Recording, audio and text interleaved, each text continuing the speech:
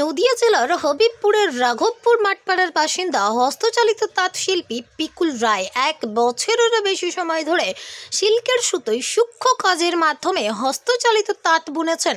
আজ তো এই শাড়ির নাম দিয়েছেন রামায়ণ। শাড়িতে ফুটিয়ে তুলেছেন রামের বনবাস থেকে রাম রাবণের যুদ্ধ হয়ে অযোধ্যায় ফিরে রামের অভিষেক পর্যন্ত।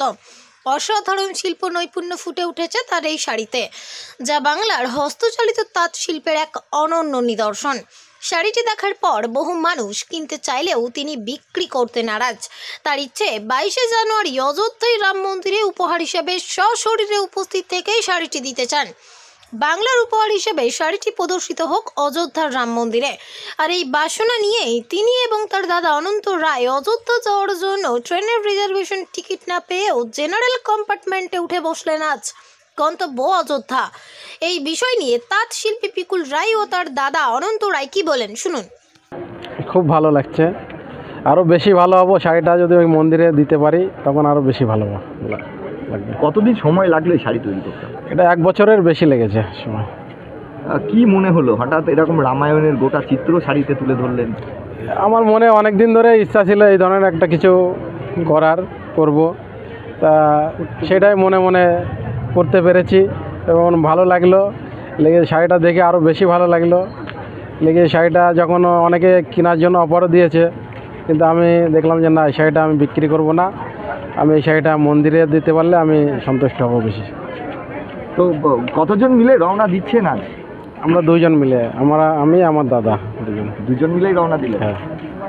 কারণ ভাই আমাকে অনেক আগেই বলেছে, দাদা আমি এরকম একটা শাড়ি তৈরি করছি।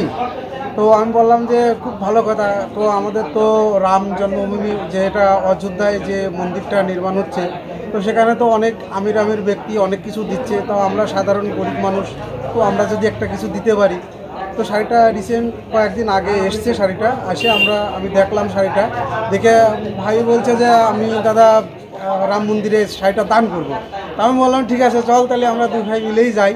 ঠিক আছে, তো আমরা 2 ভাই মিলে কালকে ডিসাইড করেছি যে আমরা আজকের ট্রেনে, আমরা তাও কোনো টিকিট কাটতে পারিনি, আমরা জেনারেল টিকিট কেটে মোটামুটি ফাইন দিয়ে হোক রিজার্ভেশনে আমরা যাওয়ার চেষ্টা করছি।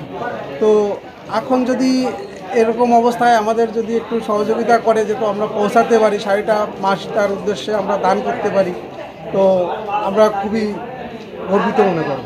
আমার নাম অনন্ত রায়, রাঘবপুর উপরপাড়ায়। আমরা 2 ভাই ছোটোখাটো একটা ব্যবসা করি।